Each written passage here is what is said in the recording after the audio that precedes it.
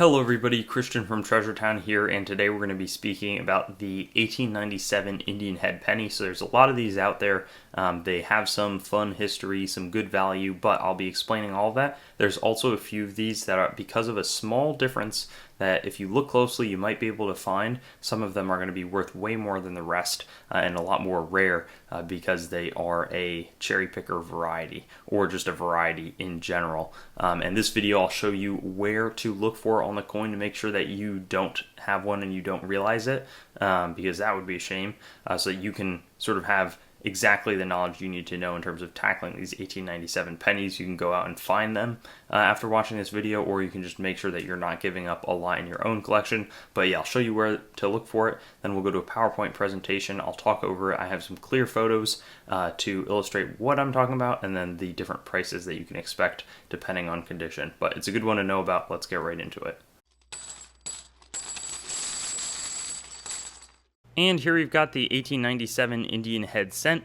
So we're going to look, this is not one with the varieties, but there's going to be one very misplaced date, and it's super interesting sort of in the base of the neck. I'll show you a photo of that in the presentation after that, along with the values, as well as a few different repunched dates, more so found in the 9 and the 7.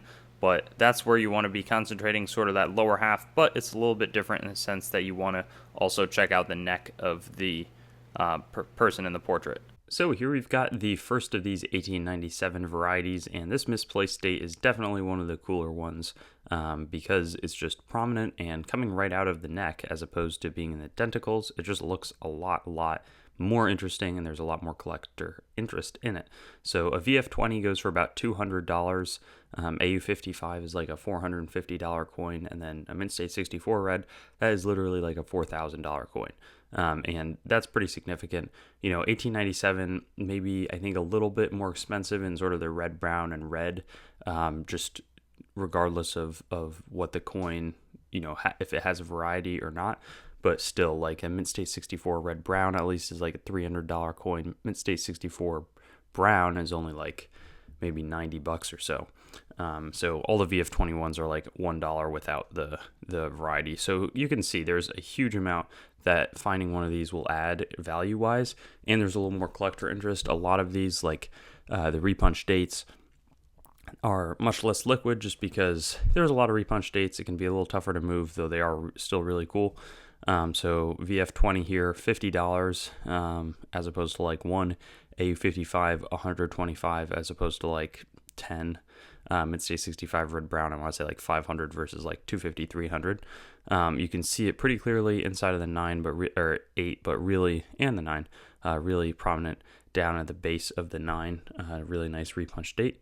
There's also going to be one that's by NGC certified. So I always try to do PCGS and NGC, though there wasn't any, any in the pop report. So it's a little bit of a question as to, where is the values. And I would think that they're a little bit less than the last one. So we see it there. And then this repunch date, it's sort of a clear 7 to the side of the coin.